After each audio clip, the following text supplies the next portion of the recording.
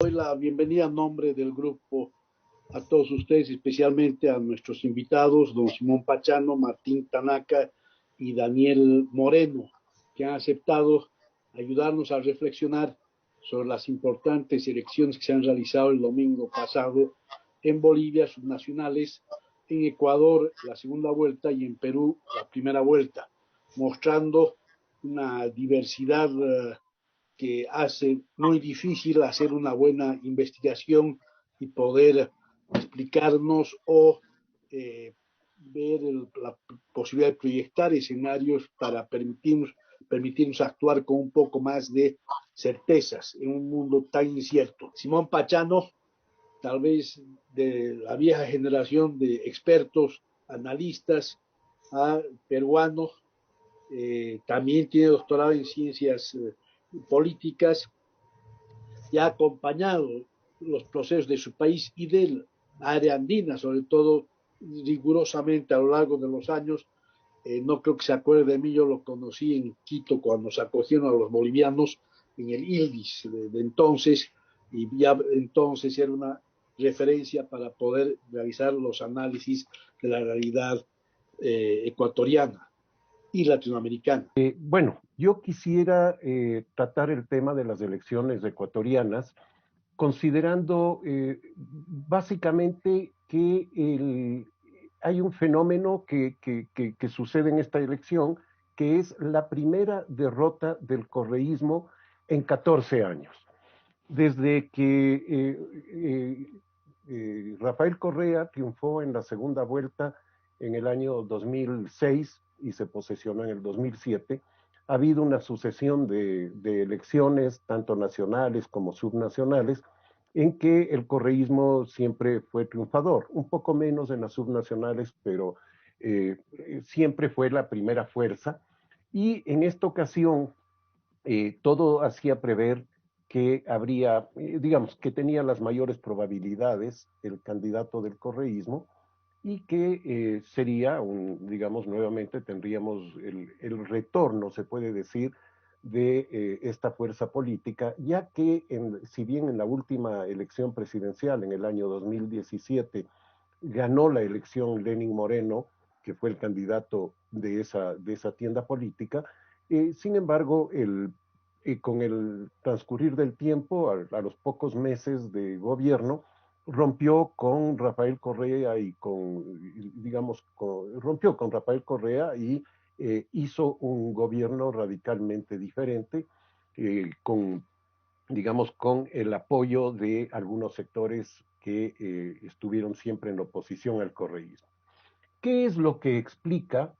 este triunfo, o perdón, esta derrota del correísmo y el triunfo de Guillermo Lasso?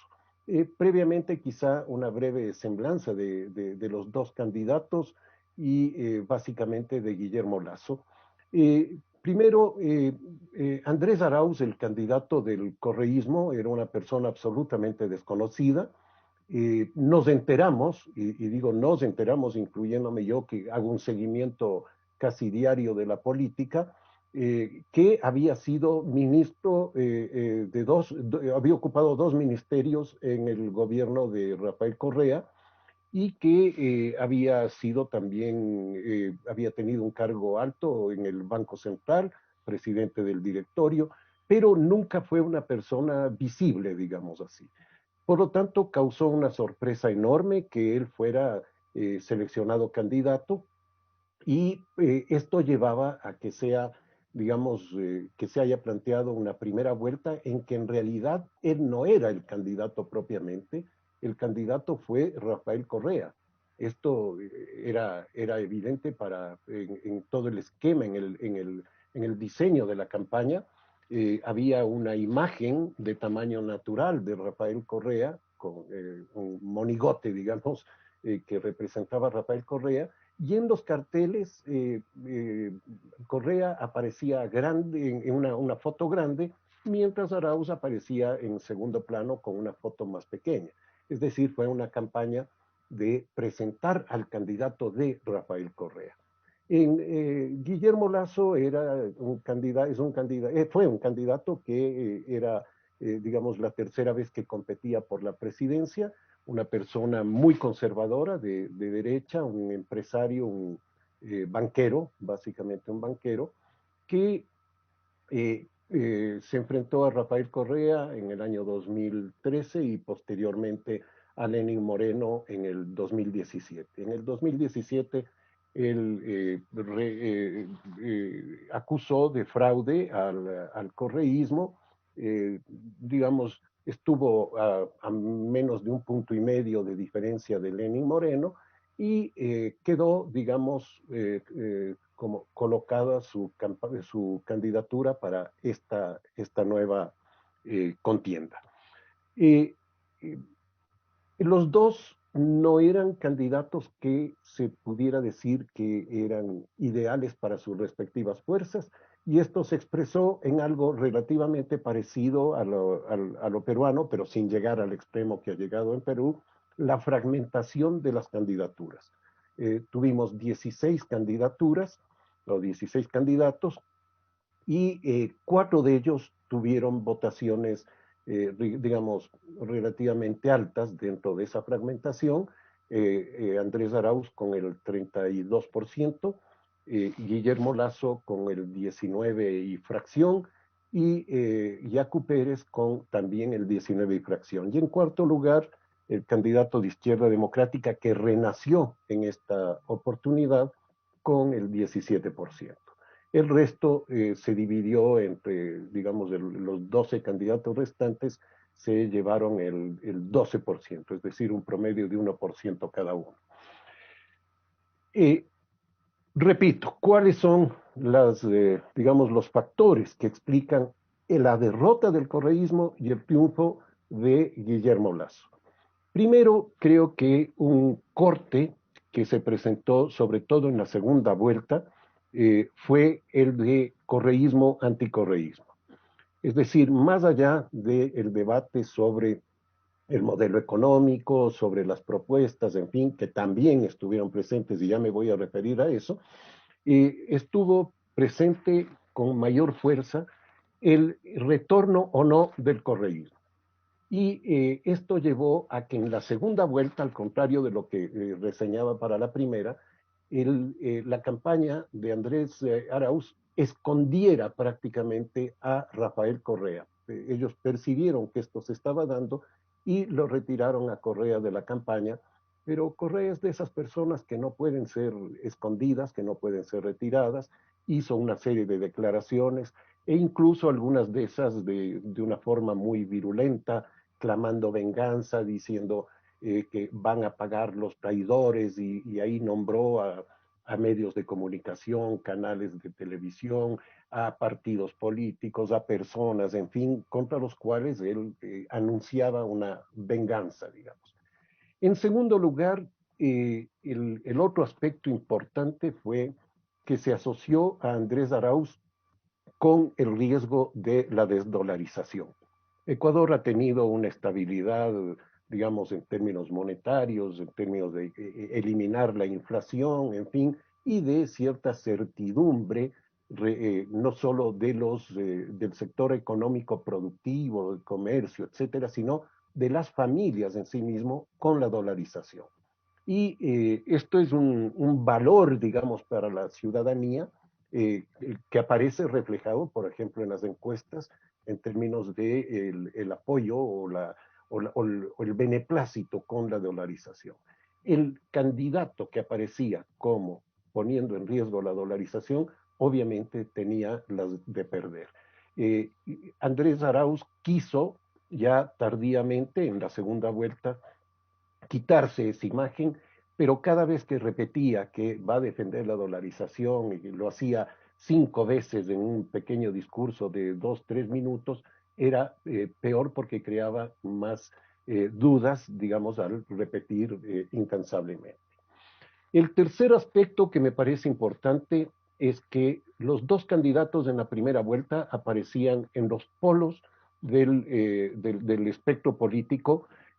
tanto en términos del correísmo, anticorreísmo al que me referí, como en términos de sus proyectos económicos. Andrés Arauz una propuesta más de, digamos, de izquierda, de fuerte intervención del Estado en la economía, el Estado como motor de la economía en sí mismo, y Guillermo Lasso en el otro lado, como más bien el de la apertura económica, el sector privado, en fin.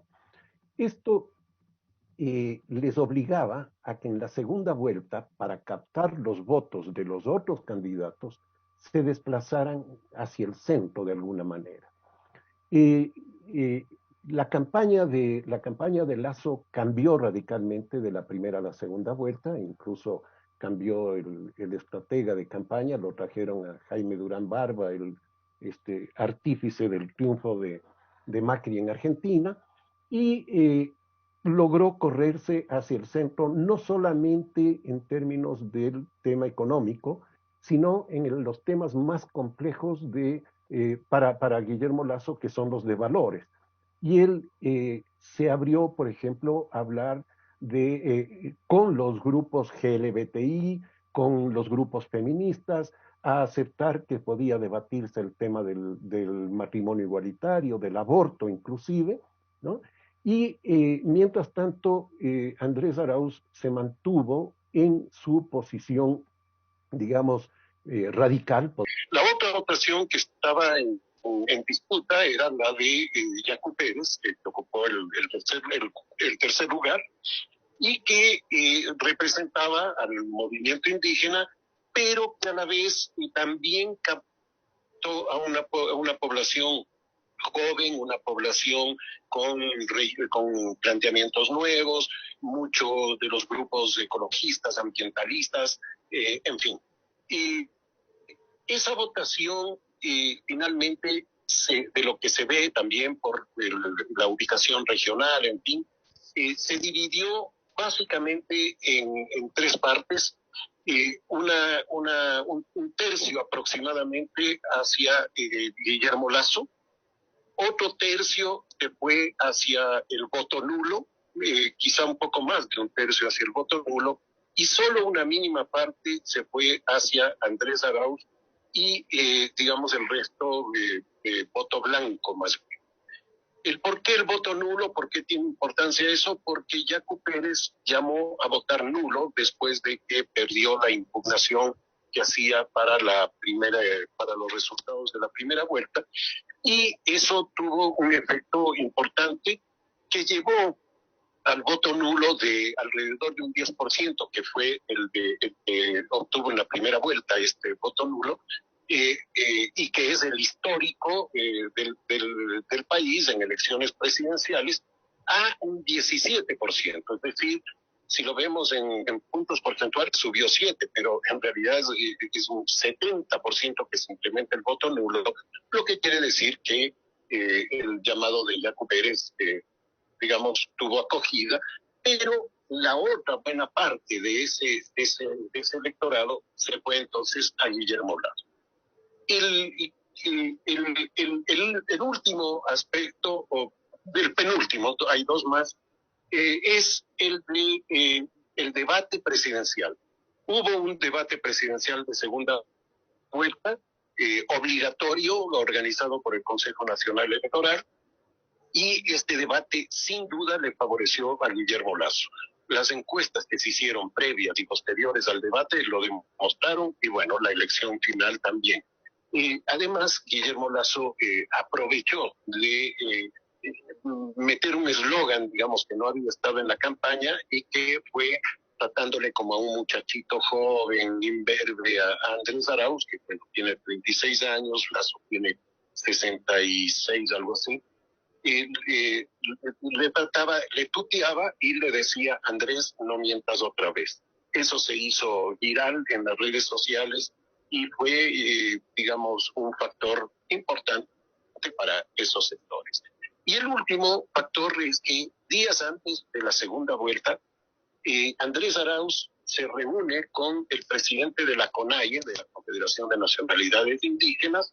quien no había apoyado a Yacu Pérez en su candidatura y quien fue uno de los que lideró las protestas en octubre del año 2019 que tuvieron un carácter violento